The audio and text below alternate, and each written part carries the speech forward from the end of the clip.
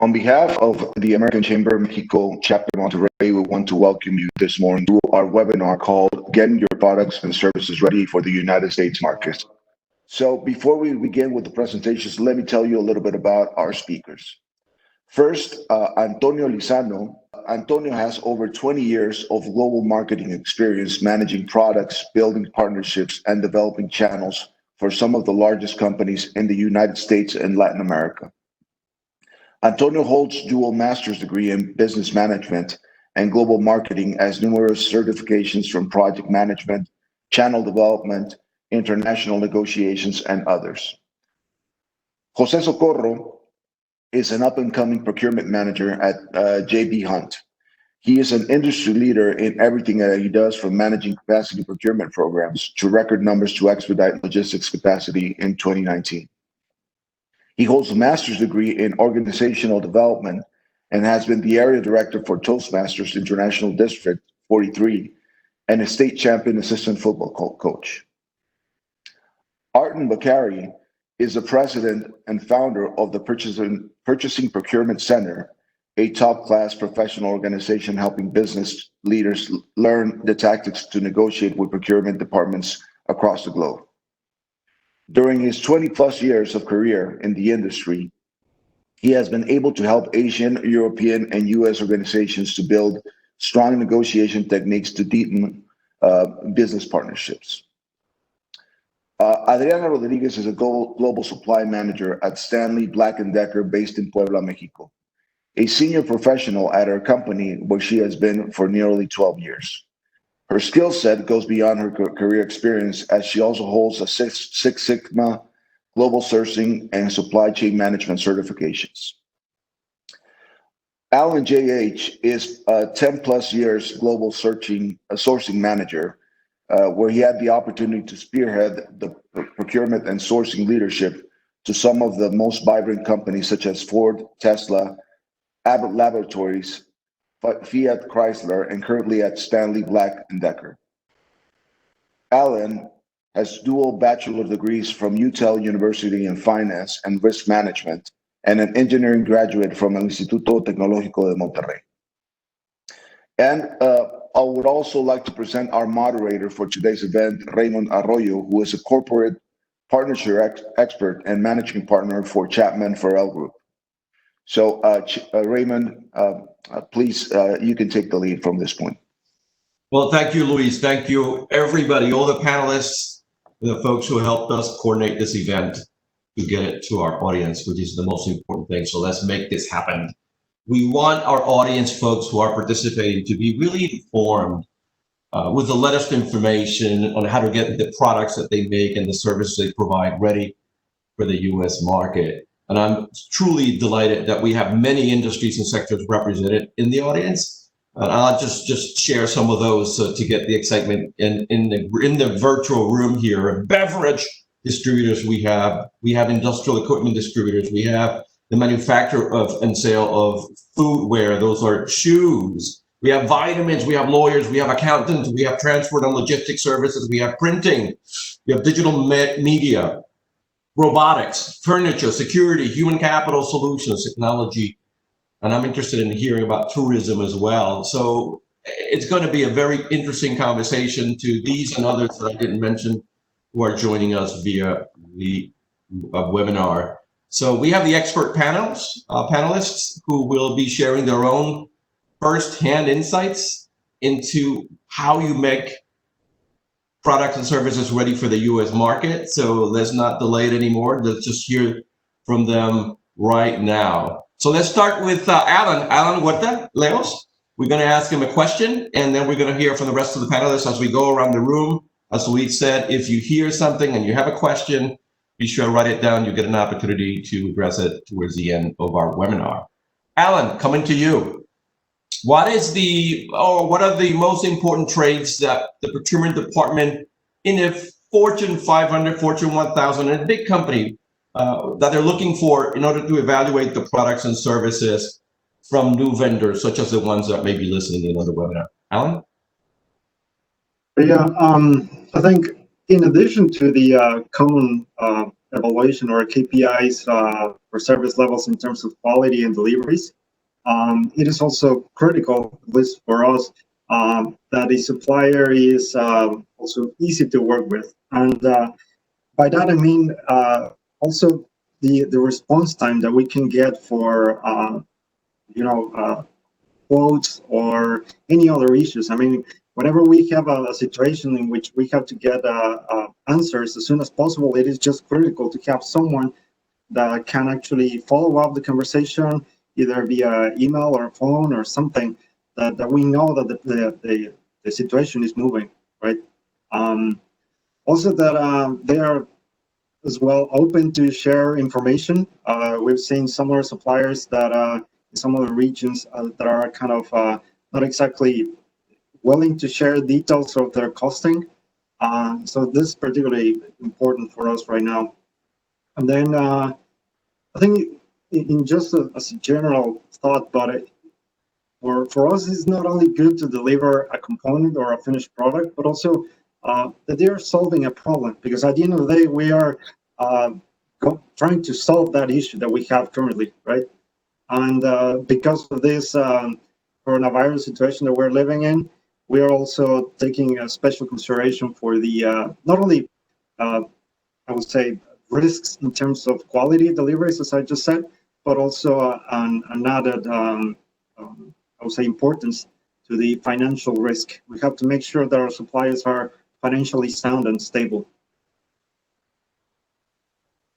Thank you. So you didn't say these two words, but I'm gonna repeat it back to you to see if that resonate. Because what I heard is almost having a good relationship with a vendor that you can trust, right? So you need to have trust in this partner that you're going to have, and then this partner has to give you reliability so that you can deliver on what they expect. They deliver, then you deliver to your own customer. So it's almost like having a personal relationship with someone who you're going to be trusting, and then you know they're going to come through for you. Is that fair to say?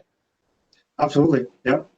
Okay, thank you, thank you. So same question, Artin, why don't we just go to you, Wakari, and anything that you would add to the importance of this question? Thanks, Raymond. Now I'm just touching on the last thing that you mentioned, trust. And essentially, when we talk about trust, there's two things that we look at. Number one is character. So of course, any client doesn't want to deal with a con man out there, but at the same time, doesn't mean that if the supplier is honest and trustworthy in the traditional sense, that person needs to have, or that company needs to have capability. So when you mention trust, there's two things, is of course character, and the second is capability. Now again, if we talk about character, for example, is that Alan mentioned about response time. Now being fast and responding to client request or prospect, at times, you get a request from a prospective client. If you send a quote within the same day, that's fantastic. But if you delay 3 days, imagine how your image in the front of the potential client. So that's one thing. Another thing that it's really important that I believe Alan mentioned is whoever is out there, whether top 1,000 Fortune company or any even smaller company that you're looking out to become your client, it's solving a problem. So at any point in time is, apart from going into whatever response time you have to have a good price, quality, reliability, and so on, is exactly positioning yourself. How do you actually solve the problem? And a lot of times, this is just a matter of putting some thoughts on how actually your product or your service can make a difference to your client. And that's others probably can come in with other things. I'll check with them in a second, but you said a couple of things that I like. Is in a relationship, I'm trying to equate this because ultimately I think it applies.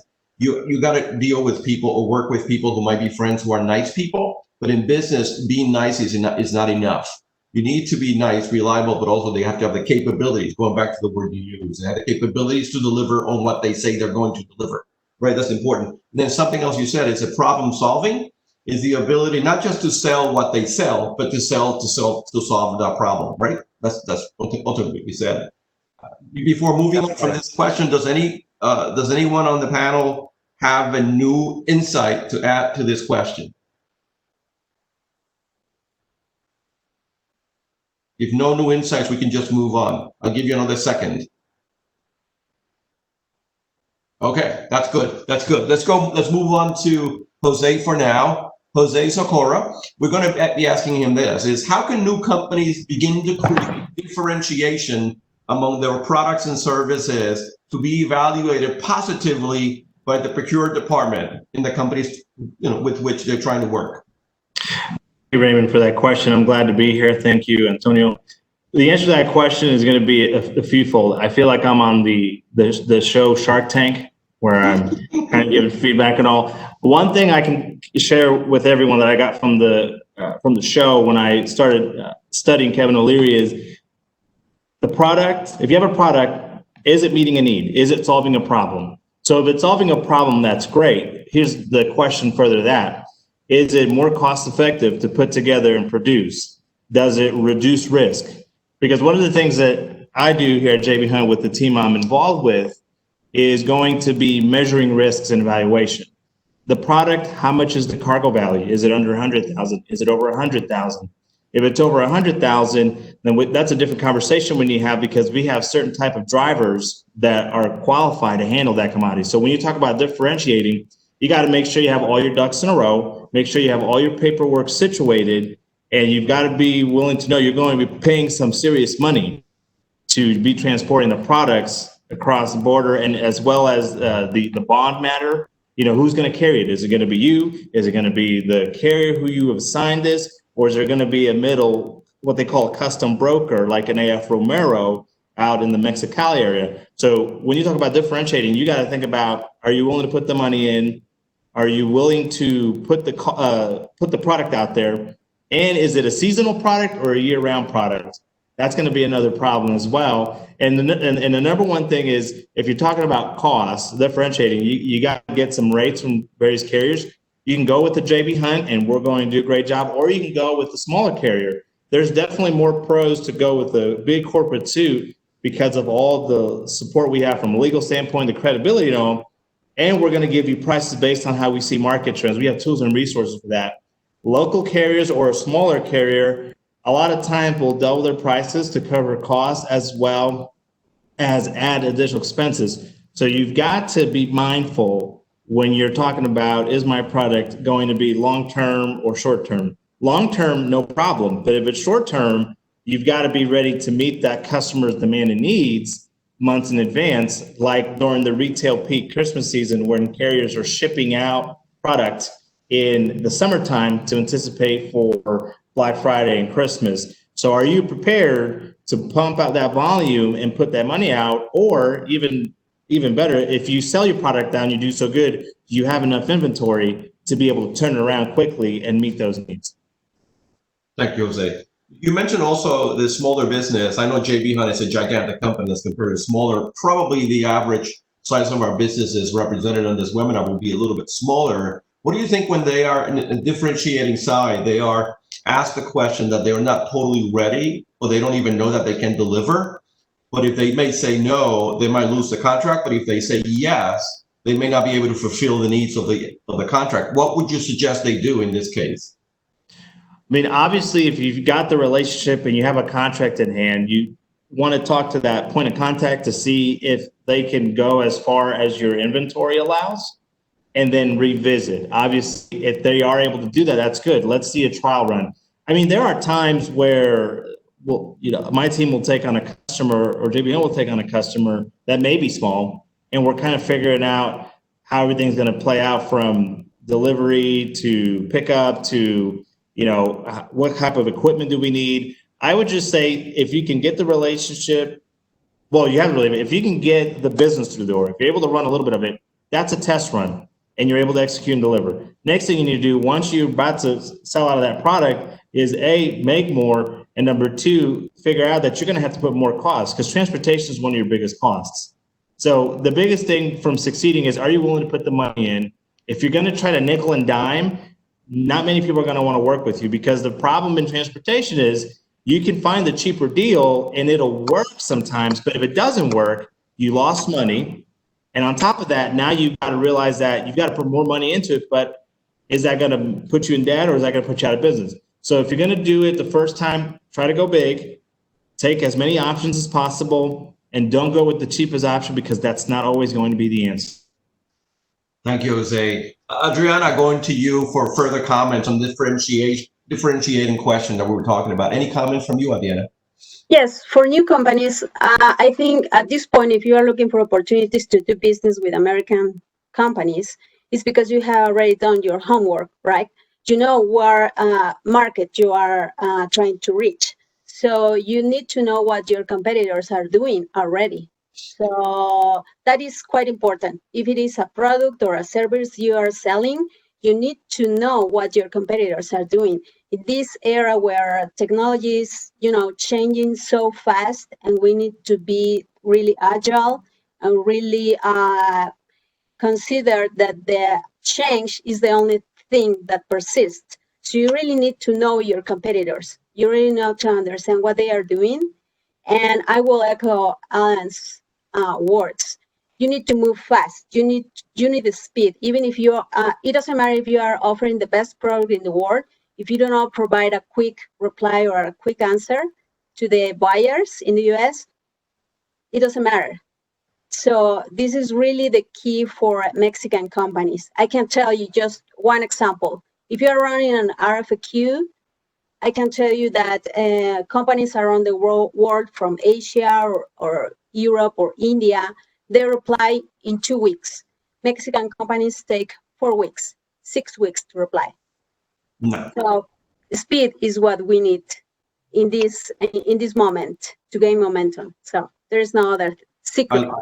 I love the timing element of your response here, because the reality is big companies here in the U.S. don't care that you're going on vacation. Well, they don't even care that you're sick. You need to deliver something. They need an answer to the questions they're asking. And if they don't hear from you, they're just not going to be able to do business with you. So you need to do that. So you need to deliver and do it on time. So moving before I move on to the next question, panelists, anyone wishes to add any elements, any insights to the whole idea of differentiation? Yes, a very quick point, Raymond. Okay. What Jose mentioned about test run and willing to put money. Now, one of the things, if anyone out there is going to get the business of a large company, that company likely will have another supplier. So if you are kind of moving another suppliers from your potential client, maybe at the beginning you want to come below the cost, let's say 10% less or whatever number than the existing supplier, because the switching cost itself is going to be expensive for the other company or your potential client. Now, that doesn't mean that you run at a loss, but probably what we call is that an idea where you can lead with a product that even though you're not making money, at least you're building the relationship. And in terms of marketing, we talk about this thing, buying a client. So anytime you get a new client, consider whatever money is being put into that first order is like you are investing it to buy a client, and you're going to make the money later on with new products. Now, that assumes that you have the capability to actually deliver later on. And the first question probably that anybody should ask out there, would I buy from me? Meaning, put yourself in the client's shoes and would you buy from you? And again, looking at investing money into buying a client in the first place. It's a bit of investment, also a bit of a gamble, right? Because you might end up losing some money from the get-go on the first start, but then you're investing for the future if you do a really good job. So you're betting on your own capabilities, right? Correct. Yeah. So moving on to a little bit of a pragmatic approach and some specific ideas on how we can get started. I'm going to stay with you, Artin, and ask you, how can companies interested in conducting business that they may already be doing in the US or growing their business get started? That is, what are there some specific steps? Maybe it's 2 steps, 3 steps, 1 step that they need to do in order to execute well to get the momentum rolling and grow their business. Artin. So let me take a bit of time to elaborate on this. First of all, from a big picture, we talk about sales and marketing. Now, there's 2 types of, let's say, marketing. Now, it's generic marketing that large companies do, splash ads here and there. Now, it is not possible for, I can say, manufacturer or whatever, smaller size companies to do that type of marketing. So what we're looking is for a focused marketing, targeted, or what we call in the profession, direct marketing approach.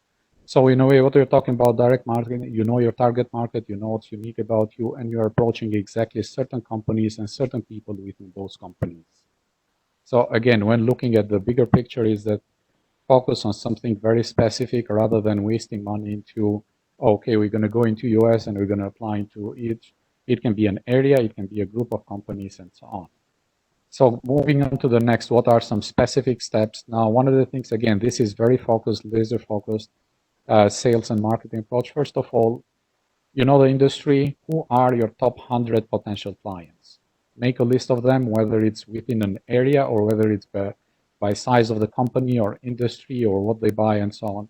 But that's the key. And again, implementing it doesn't take a lot of time. It's very quick. Identify 100 companies. And ideally, who would be the people within those companies that you can start approaching? Probably another step would be, it might come before or after, they are not in order, by the way, the step that I'm mentioning, but one of the things is defining your USP or unique selling points, why clients should do business with you. And we can go back to what we mentioned earlier that Jose, I think, mentioned about, or Alan, about problem solving. So what's the problem that you solve? And that's the biggest thing that any client out there would like to see. Thirdly, use a multi-channel approach. When you approach these people, nowadays, especially in US, you can find almost everybody on LinkedIn. I think there's over 100+ million people on LinkedIn from US. 100 million. That's a population, but on LinkedIn, I think it's 150 million. So half of the US population is on LinkedIn. So it is very likely that whoever you are trying to approach will be on LinkedIn. Again, LinkedIn, I got nothing to do. We use it for our marketing process, but it's a very good tool actually to start prospecting. Secondly, of course, send an email. It's not difficult to actually find emails and so on. We're not going into that today, but find the email address of whoever you are trying to approach, send an email. Continue with another phone call. So this is, again, different. Now, one of the things in investing a bit of money, if you are really focused and you know what you do for a certain company or individuals within, say, a direct mail. Have a package or what letter, send it by express, by courier, send it to the right person. Two pieces of paper up, size paper, letter size right up. And that's all. And again, the idea is always how I see it in this kind is requesting for an appointment or a phone call, 10, 15 minutes to actually start the conversation going. And from there on, taking over. So the first thing, again, rather than trying to sell, now summarizing this, rather than trying to sell something when communicating, is trying to get them into an informal conversation to understand their concerns and possibly how your products is going to help, products or service going to help your potential client. Thank you for that. That's excellent, excellent. I don't know that Adriana will have anything to add, but I'll ask her anyway. What other kind of steps that we can take, Adriana? Yes, sure. So what I can tell you is that US buyers usually have very small time to dedicate to read new emails from LinkedIn, right? So in the very first communication you made, even if it is through LinkedIn or you got an email of the buyer, it's what are you selling? I mean, not what you're trying to sell, but what you are selling. So what's your core product or core business? Because sometimes when people send like a very long email or you need to look at the presentation, they are not going to dedicate 15 minutes reading the whole thing. You really need to be really straight.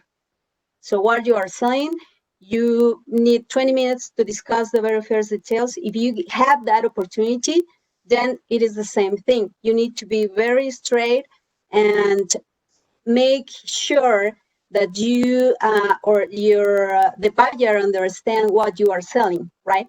So then a very last comment on this, I would say that you need to reduce uncertainty.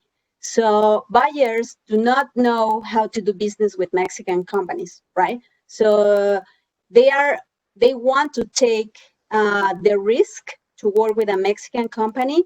So in order to reduce the uncertainty to the buyer, you need to really, you need to be really clear. So for example, if you have the opportunity to quote a business, or even if you are in the moment that you have been awarded with a business, with a new business, then a timeline is very important. So the buyer needs to understand in when you are going to meet the milestones, right? And if you, of course, you need to meet all the deadlines, right? Otherwise, you will lose that confidence from the buyer. So that is key from my point of view. Again, I love what you said because it's so true, particularly in the U.S. You got to make sure that they feel comfortable doing business with you, because if they don't, from whatever the reason, the U.S. is one of the more legalized, legalese countries, so you want to make sure that they understand that you're insured, that you're certified, that you're legal, that you're having the right background. For those of you who don't know, we are my company is a small company, and we do business with large companies, and they have these 30, 40, 50-page master service agreements that you have to sign with them before you actually do any business whatsoever. And even after that, you do a statement of work. So it's a lot of process. And if there's a moment that you don't have the insurance, it's a moment that you don't have any paperwork, or you're not certified in something, they're not going to do business with you. So you're right. You got to eliminate that uncertainty. And I'll ask you both this question. What role, if any, would you say this idea of having a strong network of people who know you already and they can introduce you to make it a little on one of those steps, says, hey, tap into your network and ask those people to introduce you or your services to a company that they may have contact with. Would that be important, or is that something that you would do or recommend doing? Yeah, absolutely. So network is quite important, right? So you need to find the channel, the right channel where you want to be, right? If you offer a product, of course, you need to find the right channel to sell that, and be very clear, because sometimes we read, yes, I provide mechanical components. What is that? I don't know what is that. It can be stampings, castings, gears, shafts. You really need to be clear. I think that the most important thing that I can share from my experience is that if you find the channel, you really need to be able to describe in 10 words what is your product, what you are selling. That's it. I love So because buyers want to find that. If I'm talking about products because I am focused on that, right? But even if you are selling a service, you really need to be really clear what you are selling, because sometimes we read we have the state-of-the-art equipment in manufacturing. What is that? It is not clear. It is not telling me what you are selling, right? So I would say that this is really important, and it's the same thing when you are networking and when you are trying to contact someone.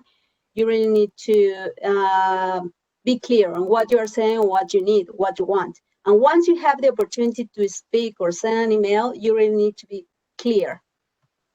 I like it. Artin, would you add anything to this, or anybody else on the panel before we move on? Yeah, very quickly. I mean, I agree with Adriana that said, make it short. That's key point. I failed to mention that, but we do a lot of LinkedIn messaging, and usually a message would be about 150 words, which takes 1 minute to read. And that's what should be actually the message itself. I think you just mentioned it, Raymond, one great way, but that depends again on the relationship you have with your existing clients. You get a client to send an email on your behalf. I've done that. I've got some relationship, clients have become friends, and you can ask them, just send the 2 lines. And if you ask your client to send an email to your prospective client, please don't expect them to write the email. You write the email for them and get them to send it to your potential client. That is much more powerful, and it can really open the door for you, because it's like somebody else is selling your service. Your client is selling you, and it's very powerful. Imagine if somebody is to refer you to another one and they have the best word to say. You're not saying it, your client is saying it. There is no better advertising than that. I like this a lot. You can say you're good, and that's okay, but if someone else says it, it's much better. Yes. I like that a lot. So let's move on to Antonio, which I don't think we've heard from yet. Antonio is an expert marketer and digital media expert. He understands how to make this done. So Antonio, this is for you. How do you let these new companies expand or start their brand and capabilities and have them shine to the procurement department so that the procurement department actually pays attention to what they're bringing to the table? And I think, it kind of goes back to some of the answers from the others. You really need to understand what is your product solving for your client.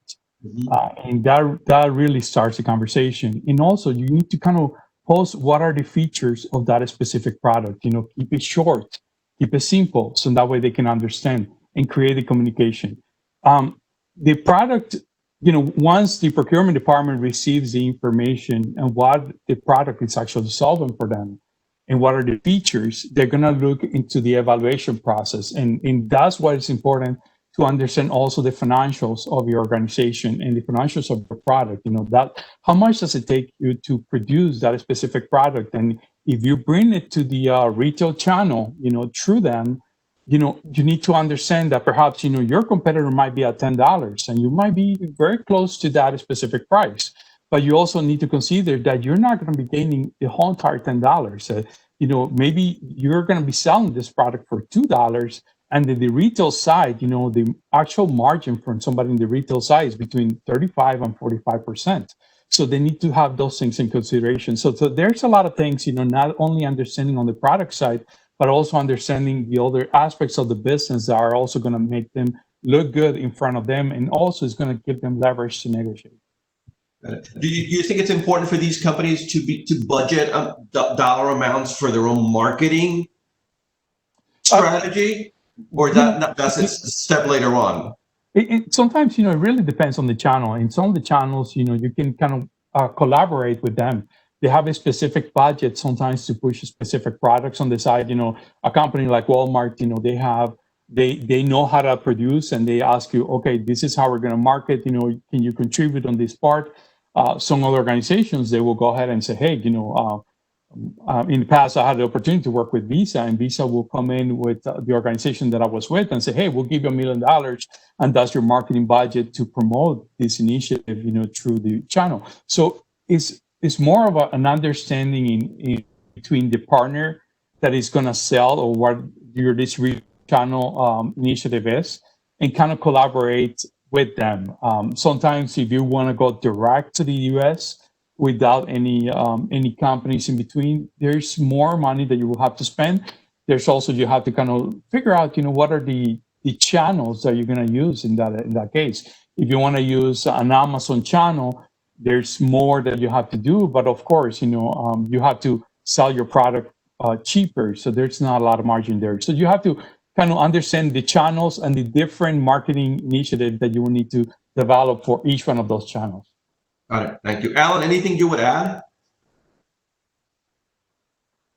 Yeah, so I'm not really too much into marketing, so I'm going to talk mainly about what I know. But I think it is important for companies when they're trying to reach out to American companies, trying to expose their operations and business.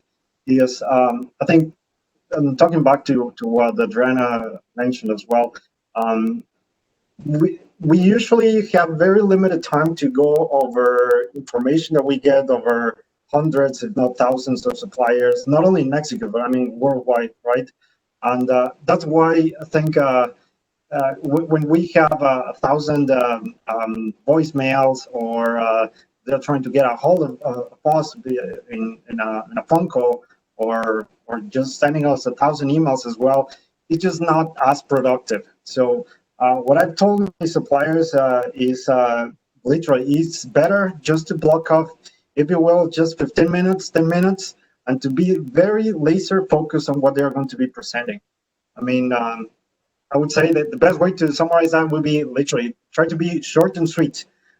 We don't want to be over, spending a lot of time, but we want to make the most out of that time. And considering that the number of other suppliers that are included, then we want to make sure that you, as your business, you're making that mark so that that buyer or that sourcing manager remembers you because of what you are just sharing with them. So I think that's one of the most important things about reaching out to those companies in the US. And then also it was mentioned before, but I think it's also important to show exactly during that time what are their actual capabilities, and not just on what they say they can do, but actually having who are their main customers, what are the success stories, what have they done in the past, what is the range of products or volumes or capacities that they are accustomed to manage, right? And ultimately, not only I would say the vision or plan, what they have, but what are they doing in the short term to actually align to that vision or that mission? Are they expanding? Are they getting into a different business? What are they doing? Where are they moving? And then I think last but not least, coming back to the timing issue, execution is everything. I mean, they could have a very good mission, vision, plans, and so on, but if their last launch for any given product took double the time that was needed, then I mean, there's not really that much a conversation after that. So I think that's important. Success stories from the past. Got it. Well, this is to all the panelists. Would you say that it's fair that some foundational elements need to take place? Like these companies must have, and I'm assuming they must, but you tell me if that's not true, a website that clearly delineates what you just talked about, Alan, the strategy, the vision, and their components, the products, and so forth, so that a company that may be interested can go to the website and check this? Is that true? Was that fair to say? I would say to a certain extent, yes. I mean, it's important to have that information to know that it's not only a small shop or a small company that we're dealing with. And even if that is the case, that they are professional, that they know what they're doing.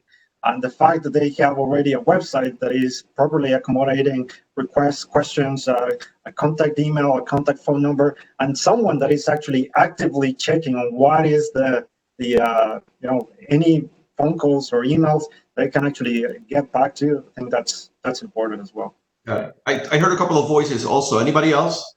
Yeah, and I wanted to add, sometimes, the promotion, the branding, it is great, in the website, but it's more about the support features. And I think, especially when you're working with a partner, is what is the support that you have in your website for your product, so if somebody is coming through, once the question is coming into a retail channel or somebody that is selling your product, they're going to come back to you. And, sometimes they might not have it prior, and you need to follow up with them. So that support piece is important because that's the partnership that they're looking for. They want to make sure that, if something is unexpected, that they're going to be there and they're going to have a fast solution for it. Got it. Thank you. Anybody else? Yes, Raymond. I think, Ellen, what you mentioned is actually, we call it in marketing gold, because you put exactly what you're expecting. You are the client on their side. So I hope some participants actually jot down the notes. And two things came to my mind when as Ellen was mentioning. So it's like, let's get a 10 to 15 minutes call and you tell me, how do you solve my problems and so on. So in this case, taking an approach, actually, how do you go about it is the first thing is that you want to get them in a call, in a meeting, or whatever it is. And that's the first thing. So again, separating now, you don't sell too much. The first idea is how to sell a meeting. Why should they spend 15 minutes time on the phone with you? And that's what should be. And what goes into that, what do you sell? You sell your credibility. Probably you can sell your past clients, what results you achieve for them, whether on time delivery, there were no rejections, and whatever else. But again, splitting it like that, so the first step or the first thing to do is get them on the phone. When you are on the phone, then probably you can go to the next thing. How do you solve their problems? How you solve it for other clients and so on. So trying to separate those two things rather than just putting everything into one place and then nobody actually is going to read that. I don't know, Alan, what do you think? Because you're the buyer, and you are the ideal client. Yeah, no, definitely. I mean, the fact that we end up having that initial meeting or that initial conversation, that's because they already provided enough information for me to actually want to follow up. So yes, yeah, okay, definitely important. Got it. Thank you for that. I think it's a very, very good insights for me too. I'm learning quite a bit. So changing the gear just a little bit, I think like 6 months ago, the world changed for all of us. And I mean the world, not just the US, but around the world, right? Now we live in a world in the middle of COVID-19.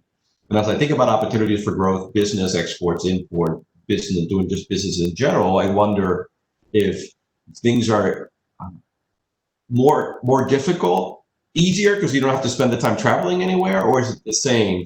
So staying with Antonio here, let's just, so has the COVID world changed it? And if so, how does it change, Antonio? Well, what I'm seeing is usually a lot of companies, they had events for new partnerships or new products. Some of those events were in standby, during the time. A lot of those events used to take place, either in the beginning of the year or for the summer, and they were stopped or they were held back for now. Some of the other organizations, in the specific products that they were looking to solve a need that they had in COVID-19, they had to look for immediate partners right away. And so that sometimes, some of the process that they had to create a faster process, to verify the supplier and kind of bring the goods that they needed. So in a way, it's good because they create a faster process that I hope it stays over after COVID-19. But in a way, for some of the companies that were ready to sell their goods, they were kind of put in standby. So I think if they can apply some of the virtual elements that we found during the COVID-19, and they can introduce and they can kind of create a virtual event, to view these companies and to see their procurement or the supplier capabilities that they have. So that way they can be evaluated and they can start working with them. So I think, some of the good elements in COVID-19 will be implemented, and hopefully some of the other things, companies that were helped, that were stopped in the process, now they will be able to, these organizations will be able to see them. Got it. So in high level, I heard, Antonio, you say that it depends in what industry conditions, circumstances are. It could be better, it could be the same, it could be worse. And I'm just going to throw out to all the panelists and ask them for any opinions about COVID-19 and business between Mexico, US, and elsewhere. Hey, Raymond, this is Jose Socorro with JB Hunt. I can tell you, when the pandemic hit, being in transportation, it is a ripple effect. We're right in the middle, we're the pulse, because we're moving products from A to B. And if we're lucky, we can move products from A, B, C, D, and that gets even more fun, but we don't have time for that. I can tell you right now, depending on the sector and your product, things were better or worse. If you have something like home improvement or water bottle or food, you did very good the first few months of the pandemic. Absolutely. So if you're a vendor or a business owner in Mexico and have products that will go to like a Walmart, Home Depot, or Lowe's in the United States, you're doing fine. Or your dollar stores at home. If you have a customized product, then that may not do so well. So I can tell you that prices dropped tremendously initially, but prices are starting to come up. Drivers are literally offering loads for $1,000 to $2,000 more than they would normally go under current market trends and all. So with that being said, businesses in Mexico is, if you're looking to come into the US and you're not there yet, I'm going to emphasize this very adamantly. Cost is a big part of it. One thing about JB Hunt that I can tell you we do in all our teams is that we are solution folks. We're problem solvers. So if you're trying to figure out how to get your product, what's the best equipment type for your product? How many days will it take? What do you have to do extra to make sure to verify that everything's going to be good? JB Hunt is definitely that place. We're going to give you advice, and we may not be we're going to sell cupcakes or muffins. I mean, we don't do that. We just get it from A to B. We can assist in that because that's going to factor in cost, operations, and figuring out, do you need more people and where do you put your people? So with that being said, let JB know how we can help. But with the pandemic, we're going to see a trend of where things are going to pick up. I mean, not too long ago, Lowe's and Home Depot reports came out. They're having record months because of the pandemic. But if you have anything in food or retail or Tupperware products, for example, you're going to be doing fine because people are going to be buying lots of that, especially with elections and uncertainty in certain parts of the country, retailers and certain businesses are going to be ramping up on a lot of stuff, particularly Amazon and Walmart, for Black Friday and for Christmas. So this is a time right now where big companies or companies with like an immediate need are going to be stocking up and sending in all kinds of business to try to stock up and make revenue for November and December. Got it. I don't know that this panel is necessarily expert in tourism, but as you mentioned, all the industries are doing well, Jose. I know one that's not is tourism. And it may not be any, but does anyone have any recommendations for what the tourism industry should be working on? Because it's going to, at some point, the market is going to open up again. It just hasn't yet. Any thoughts on that? Well, I've been reading a lot about tourism, especially because I'm planning a vacation. But I think a lot of companies are really stepping up in the procedures that they have internally in the hotels. Also, taking a flight later today, going to Mexico, and I'm seeing that the procedures also for the airlines have changed. So there's priorities, there are tests, there are masks on board and masks during the airport. Also, the cleaning procedures have changed internally. The hotel procedure, the first thing that I received information from one of the hotels in Mexico where I'm staying is what are the cleaning procedures that they have? What are the expectations that consumers should have, coming into their hotel? What's in their proximity? What is the deliveries for food and different things? So it's in a way they're not just inviting you to the restaurant or to continue to spend money to their hotel, but also how to bring more partners so they can deliver those services inside the hotel. So it's intriguing because also some countries like Costa Rica and other countries in Europe, they already started creating flights, for tourism, and to really kick their tourism season. So I think, it's kind of taking the safety measures in place and kind of putting it and making sure that, they create processes internally to handle and also that they have access to hospital or information for the tourists also if in any case. So I think, it's more about the process that they're working on. And I think that's the best way to go. Well, when you go back to Costa Rica, remember me. I'll be happy to try out the new market there. Hey, moving to practical things also, changing gears just a little bit. And I'll start with Jose for this one, but I want everybody's opinion if you have it that's different from what Jose is going to say. So it's a simple question is, what is the process that big companies use to evaluate new vendors? Be a great question, Raymond. The process is going to be from checking websites, as well as checking into the product.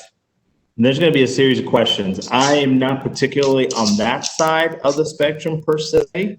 I'm more on the operations side, but I can tell you I see emails every day and you learn things and you talk to people. It's very meticulous because once we're taking on a product, we're taking on responsibility, right? We're talking about a truck, we're talking about moving product, and we're talking about a lot of people involved. If something goes wrong, boy, that's going to be a real problem. You don't ever want to get corporate security involved when something goes wrong. So you definitely want to do your research and your homework. It's got to go through our legal team. I mean, we have a legal team here at JB Hunt. They do a great job making sure all our T's are crossed, just to make sure that everyone has a fair play and that when we are entering business with someone, that we're in compliance. So that's pretty much what I would tell you. There's a lot of research, a lot of meetings, a lot of verifying. And once you go from there, everything works out, contracts are signed, then you're good to do business.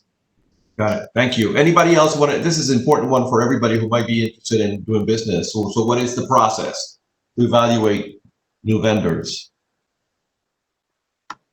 So at least for us here in Stanley Black & Decker, and I believe that's pretty much common practice for even also automotive companies. But I think the very first thing would be to have a good offer, right?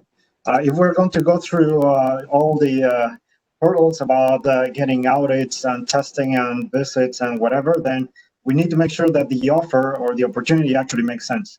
So that would be the very first thing. And then coming back after that would be a bunch of other audits, right? Including but not limited to financial audits, quality audits, technical audits, even some samples in case of our mechanical components, right? We have to make sure that the supply can actually meet standards, volumes. So yeah, it's a pretty extensive process, but I think that my main point is that in order to go through that, we have to make sure that the offer is good enough so that we can invest further resources to get there. Because it is a lot of time, that's for sure. So I'll ask this to make sure that we set the right timing expectations for those of you listening in, trying to do business. What is the general cycle time from a new person that comes to your door? And this is to you, Alan, but it could be anybody else too who wants to opine. To from the moment that referral or outreach came to you to the moment that you might be signing an agreement. Generally, I've seen that sometimes it takes years, right? So I want to see what the timing might be on that one. Yeah, so I think that is very diverse, and it really depends on the nature of the components. And again, I'm talking about components about what I know, those mechanical components. But I think that is yet another, I would say, even opportunity that the COVID-19 has made, because right now there's an external pressure to actually move even faster than we used to have.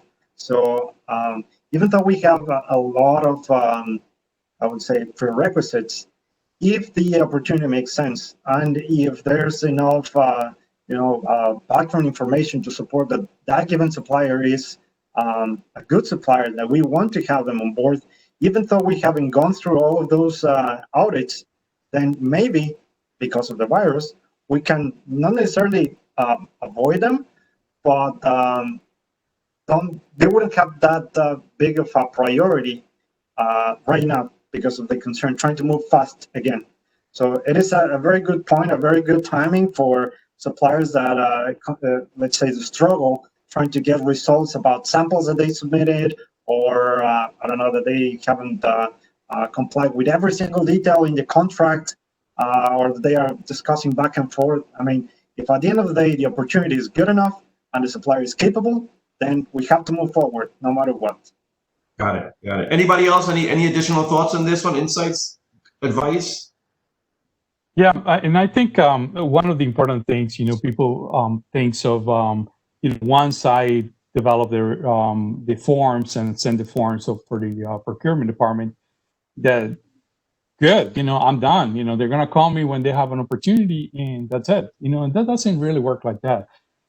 Just to give you a perspective, Walmart has over 150 procurement managers. So if you send the information, the information is going to be stored somewhere, but you need to kind of start making relationships with those 150 to find out, which one is the one that is in your area, and develop a relationship with them. Make sure that they get to know you.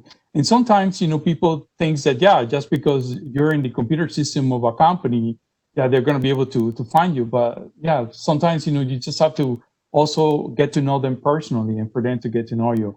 So continue the process of selling, continue the process of investigating who is the person, what is the process, what are they going through, what are the changes that are happening, and how you can modify your product, to solve their actual need at the market at the current time. And sometimes, that's not explicit in your proposal. So if you need to kind of make changes, and say, hey, yes, we specialize in this, we made market changes because there's, and they can understand, continue that selling process. It doesn't come easy, but, you have to continue the process. I like that a lot. I hire salespeople all day long, and I see different types of cycles and sales, whether it's going to be within a month or it's going to be 2 years to get that process. So staying on the right person in the company is going to be paramount.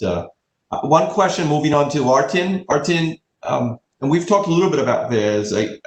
We talked about the knowing what the product that you're serving that's valuable is solving problems to the company.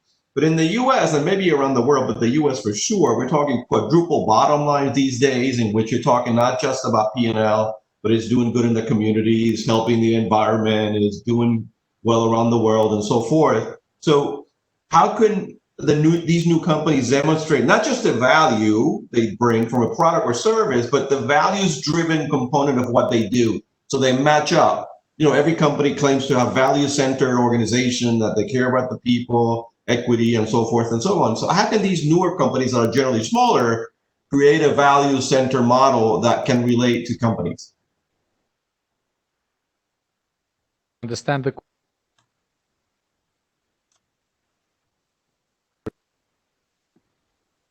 the culture, that is a values-based culture, right? So any Fortune 500 company today claims to have a value-centered culture.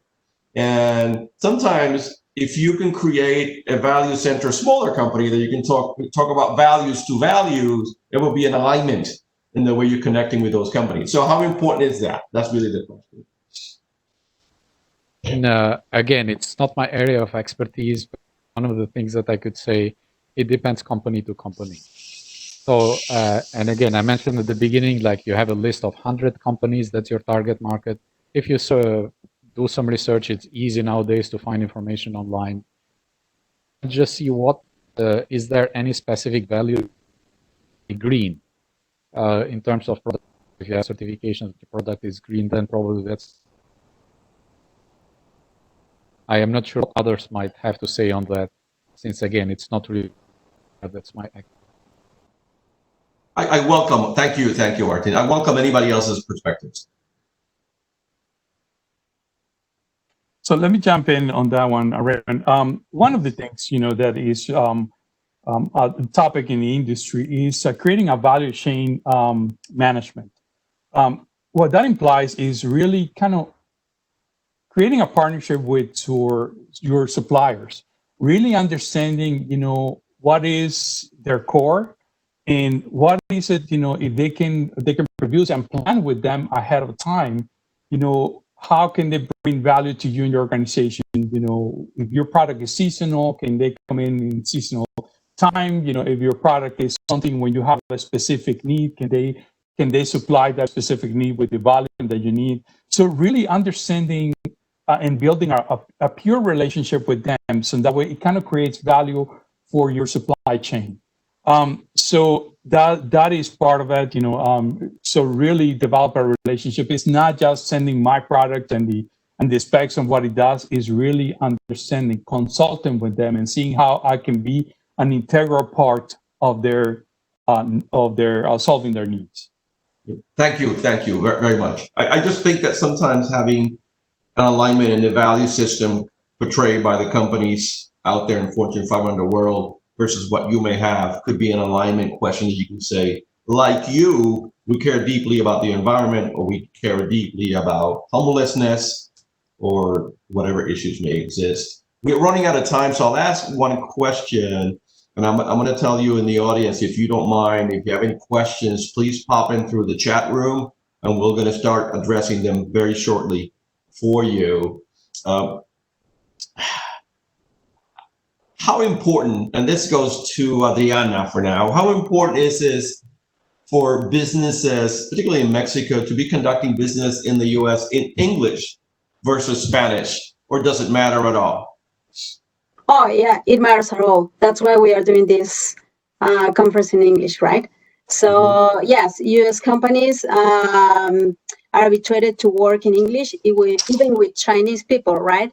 You need to consider that US is making business with Chinese companies for 40 years or more, right? And they were able to communicate with them because they speak English. So it is absolutely necessary. In this era, it is true that US wants to do business with Mexican suppliers because they want an agile supply chain. They want to reduce lead times. They want to reduce minimum order quantities. Yes, it is true. But do not take for granted that US buyers are going to buy from Mexican suppliers just for that, right? They are not willing to pay extra money to bring products into Mexico compared to what they are buying from China, right? So even if Chinese products are being impacted by 25% tariffs in the US, they are going to buy Mexican products with that 25% cost. It is not true. We use U.S. companies. Small Mexican companies need to understand that U.S. companies need to meet goals, productivity goals, working capital goals, lead time reduction goals, etc. Right? So there is no budget to pay 25% more for one product that they are buying from China, right? So U.S. Mexican suppliers really need to review their cost structure. So they need to, and I'm going to share an example because this has been very, very common, unfortunately, but I have to say it because we need to learn from that. So Mexican suppliers, when they have the opportunity to quote a business for an American company, you need to understand that American companies are quoting from India, from China, from Indonesia, Malaysia, Mexico, etc. Not only Mexico, right? So when buyers receive all the quotes back, they have a full vision of what the same component costs in every side of the world, right?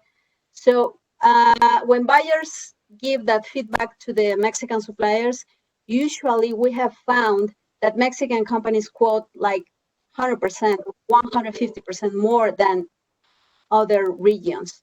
When you provide that feedback to the Mexican suppliers, they said, "Oh yes, that's true. I made a mistake in my cost structure, and or I didn't consider the volume, or I don't know, excuses." And they come up with a 50% reduction, 70% reduction. That is not possible. So if you do that, I mean, the buyer is going to say, I cannot trust in your data, right? So if you're not sure what you are quoting, how is your cost structure doing, I cannot put my trust in you, right? So you Mexican small companies really need, or small or big, or need to be careful with that. But absolutely, you need a point of contact in English, not only on the sales channel. You need a point of contact on quality, on engineering, on production. So that Mexican companies need to invest in people with good communication in English, good skills.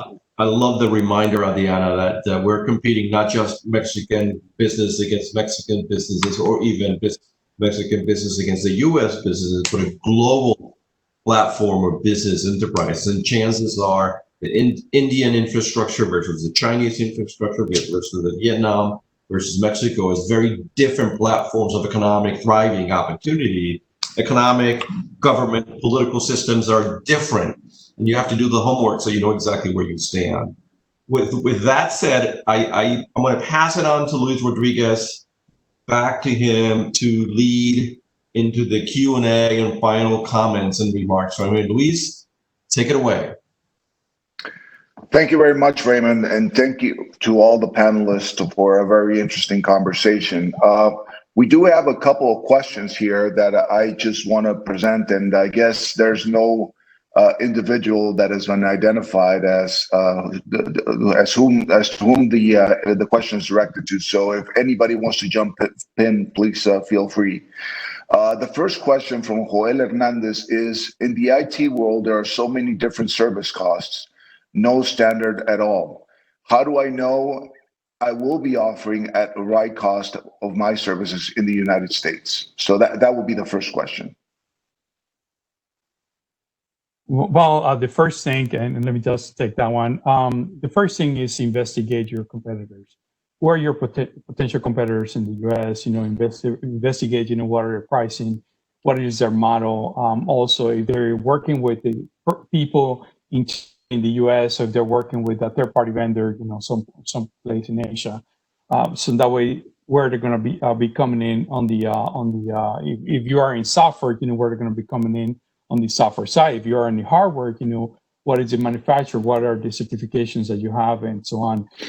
It's not only competing in price, but also competing in the certifications. And sometimes, when you compare apples to apples, you think that you're comparing apples to apples, but they're not. You're competing apples to oranges. So if you have more certifications, make sure that you present those, and that you validate your cost. If you do not have those, make sure that you present this is our features and this is what we're good at. But it's really mostly about investigation in the market, making the calls, finding out on the pricing, requesting, passing as a consumer and asking for quotes. So that way, that's how you're going to align your pricing with the market. Great. Thank you very much, Antonio. Does anybody else have an opinion on this? Yep. Artin here. Very quick. Antonio, you mentioned about apples to apples, and that's a great analogy. So in the IT world, you try to make yourself not apple to apples, but apple to oranges.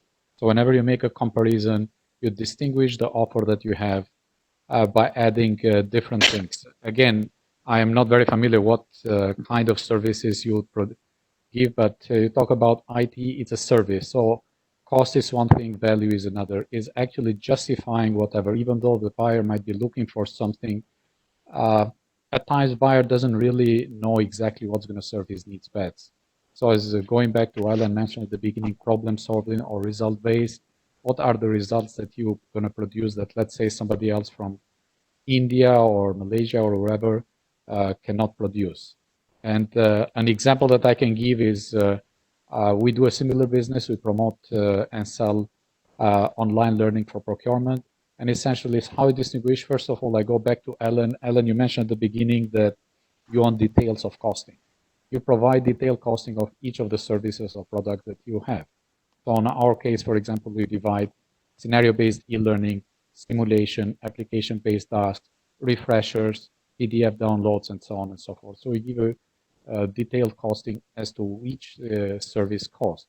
Secondly, what do you add on the USP or the differentiator for each of the services, how it is different, let's say, from others. And again, that's how you can actually do that apple to oranges comparison so that your offer stands out as compared to anything out there. Okay, great.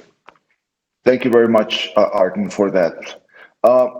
The other question that we have in the Q&A section, I think is a broader question, and I would please ask if all speakers could, give their comments about this. Because of the pandemic, and even a little bit before that, there was a lot of conversation in the media about the strengthening of Mexico's position as a possible supplier for North America and nearshoring operations because of the trade war between the U.S. and China. I think the pandemic has accentuated those conversations, and even there have been recent clips in the news about, for example, Foxconn declared yesterday that they're evaluating in transferring some of their production from China back into Mexico. So the question from Irma Aguilar, I think, addresses this. If we could place Mexico in a SWOT analysis, from your point of view, what will be the principal strengths, weaknesses, opportunities, and threats in order to be ready for the United States market at this moment? So the question is, again, as potential suppliers in Mexico, what do you identify as the principal strengths, weaknesses, opportunities, and threats? Yeah, I would like to speak about that real quick. On the strength side, yeah, I would say that we have people very well prepared, right? So I think people have in Mexico is or has the ability to learn very fast, and we do have really good people prepared. So I would say that the labor is still a strength for Mexico, besides the economic point of view, right? On the weaknesses side, I would say it is speed. I cannot emphasize enough how speed is important in doing business with US. We need to be able to provide quick replies. So I think one weaknesses in Mexico, from what we have seen, is that we don't reply quick enough. Opportunities, yes, as we have mentioned it is true that US wants to resource products from China to have this agile supply chain, right? But the threat is that we are not the only one. So Mexico is not the only one. We have countries all around the world that are trying to do the same. And even Chinese, the vendors in China understand that U.S. wants to have that agile supply chain. So what they are now doing is that, well, if they want to buy from Mexico, I'm gonna put a facility in Mexico. So Chinese companies are thinking in open facilities in Mexico. So that will be something that Mexican companies really need to consider. And Chinese, they move really fast. So if Mexican companies take 6 months to think how they are gonna gain business in US, in the same range of time, Chinese are opening a facility in Mexico. So that's my opinion from my experience. Let me Thank add you, to that. Adriana. One of the things is you have to increase the sophistication of the supplier. They need to become more agile. They need to become more aware of the customer needs, or in this case, the companies in the US, and they need to react quickly on the process. Not only the delivery, but also the delivery, how to put together a proposal, how to create a new product segmentation if they need to, or how to deliver the specifications of the product. One of the things that Chinese companies have in pro that they do not actually, that is a con, is that they have a changing tariffs as we speak, and they might continue to increase. Also, there's a higher cost in distribution, coming items from China. So those are the two advantages of Mexican companies, but in the others, they need to increase those aspects, the sophistication of the process, and how they create a quotes and how they do the delivery, the product from manufacturing to delivery, and also how to speed the whole entire process through. Great. Thank you, Antonio. Anybody else? I have some other thoughts here. I think from my point of view, the single most important strength that Mexico has currently in order to get the additional business companies in the US is simply one word: location. I mean, it translates not only to the time of in which we can get products to the US manufacturing sites, but also the times in communication. I mean, if we find a supplier in Mexico that is communicating as fast as we need, and if we are in the same time zone, or maybe a couple of hours ahead or after, is way better than having a supplier that is in China, maybe with 12 hours difference, or in Europe, 7 hours time difference. So I think that's one of the major opportunities, or the strengths actually, for Mexico.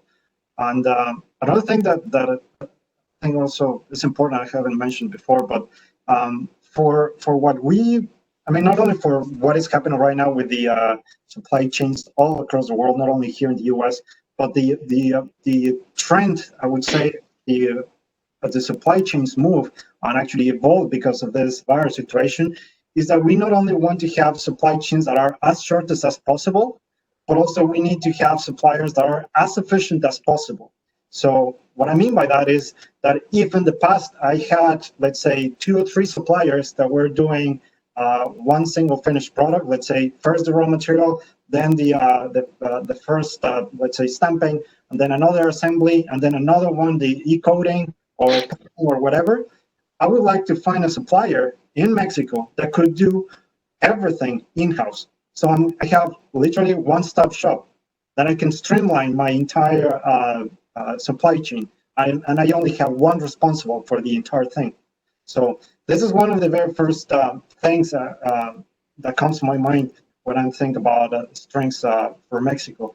And in terms of threats, just as Adriana said, we have to keep in mind that Mexico is not only competing against Chinese or Indian. I mean, we're competing on a global scale. But as I said before, I believe Mexico has more than enough resources to be able to end up after this COVID situation, being as one of the, I would say, most benefited countries or economies around the world. But yeah, I think it is really critical that we identify that we are not only competing against maybe some other states within Mexico, but a global scale. Great. Thank you, Alan, for that. Okay, there's a couple more questions here at the chat. One of them is from Jose Vigueras. He says, okay, but to assess the real size chances of Mexican corporations, to what degree have the Mexican subsidiaries of U.S. multinationals figured out how to integrate whatever Mexican supply is worth integrating on the goods front? And they dominate the Mexican exports by far, don't they? Are opportunities significant 2 decades plus post NAFTA? I'm not sure if somebody in particular would like to address, the advantage of Mexican subsidiaries for U.S. corporations.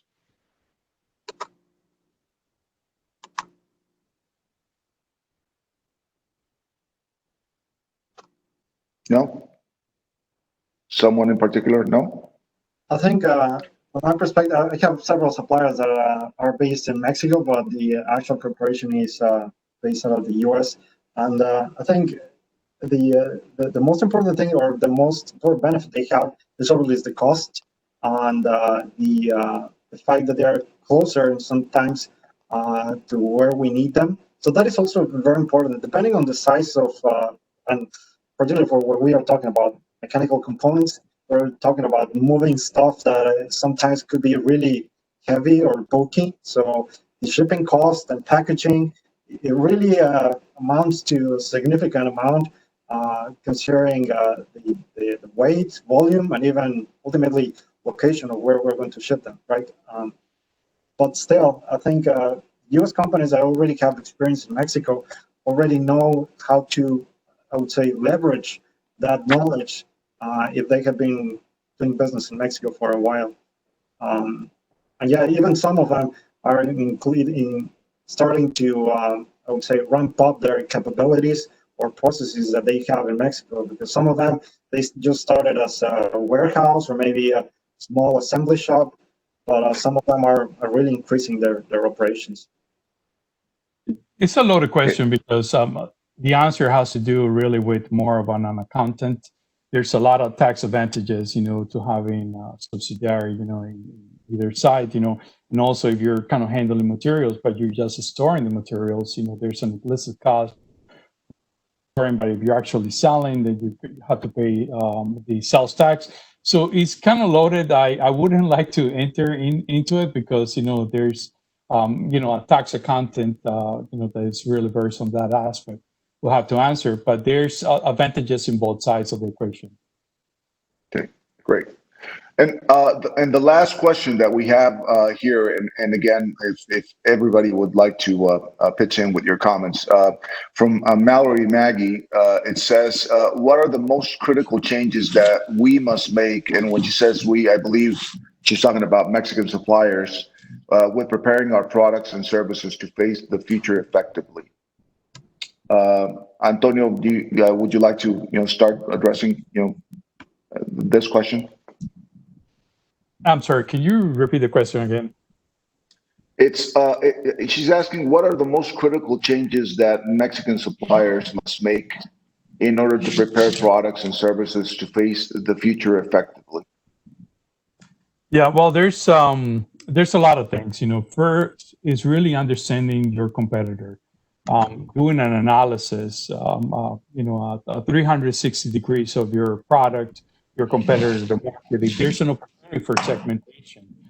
Sometimes, if you're a small company, you still have an opportunity to sell your product, but, it's not going to go through the big channels. It's going to go to a specific channel. If you create a segmentation in a specific market, if you go to boutique items, or something very specialized, you can find a channel where you can sell your goods, So it's really preparing the whole entire 360 in how you're going to do it, and then kind of proceeding on the process, developing the right process, making sure that if you're going to sell, how are you going to sell, what is your approach, building the organization, if you're going to set up shop, outside of US to represent or to be closer to the market.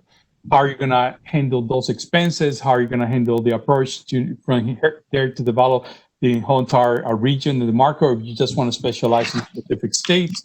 How are you going to handle the distribution? So there's a lot of counterparts that really have to go through it, but it's really kind of building the whole entire analysis and how you really start. Louis, if I can chime in, Antonio, that was a great answer. I'm going to take this angle, and that is research, research, research. And Google's everyone's best friend, but if we're going to figure out changes and making improvements, I mean, in the United States, we're becoming more health conscious. There's so many products out there for better eating, lose weight. There's more resources and more videos, although the 90s, I think, had a lot of workout videos. Now we have more videos. Research, find the big publications. I posted one up there called Freight Waves. Transportation, they covered transportation like unbelievable. The wall of transportation news and other things. I would start there. Second, I would do research. The New York Times, Magazine, Business Review. Those are some publications. I mean, Harvard Business Review is more academic, but there's a lot of information and a lot of credible people that you can learn about through reading those publications, because you have to figure out how to cater to your prospective clients.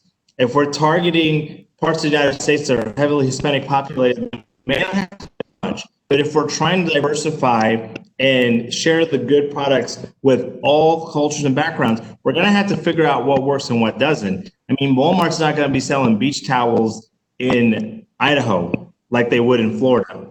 So with that being said, you got to have the mindset of constantly researching. You don't have to be a college graduate to go research ways to sell a product in what state, what region. You just got to have the drive to know, I want to make money, I want to make people's lives better, and I also want to make an impact. So be in the mindset of researching and being informed and stay informed. So get a Twitter, do whatever it takes, just research, research, research. And then from that research, put a plan to action. Thank you, Louis. Great. Anybody else would like to add Yes, any comments? trying to put things in a bigger picture right now. We talk about research. It's definitely true and so on. But when I talk about critical changes, it's two things. I divide that into resources and resourcefulness. So whoever it is there, it's never a matter of resources. It's about a matter of resourcefulness. What we do with what we have. So at the end of the day, even like now we're finishing this webinar or panel speaker. And am I getting through? Yes, Arkin, please, go ahead. All right. So essentially, again, going back into what everybody is going to do, it's having responsibility firstly start with you. And then it goes down. So I think in US there's this thing, the bucket stops with the bucket stops here. That's where it stops. So even going back now, what you're going to do differently, and you start by, especially when it comes to marketing and selling, the ultimate person that's responsible is the CEO of the organization. And that's it. Great. One more point in there is building a roadmap is crucial for anything, you know, and it does besides the analysis, the 360 research and everything else, is really building a roadmap, where you're going to go, how you're going to do it, what are your finances, what money are you going to put in, you know, and what is your plan overall. Great. Thank you, Antonio. Well, okay. Well, thank you, Antonio, and thank you all. On behalf of our president, Francisco Ponton, we want to thank Antonio Lizano, Jose Socorro, Artin Bakari, Adriana Rodriguez, Alan, JH, and Raymond Arroyo for joining us today.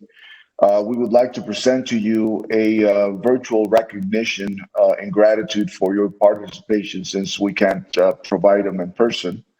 We also want to thank Maya Contadores SSE for helping us coordinate this panel.